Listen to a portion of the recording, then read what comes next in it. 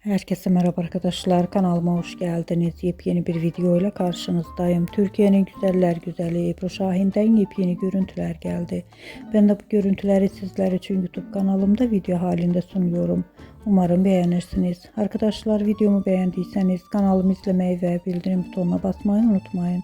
Şimdilik benden bu kadar olsun. Yeni videomuzda görüşmek üzere. Hoşça kalın.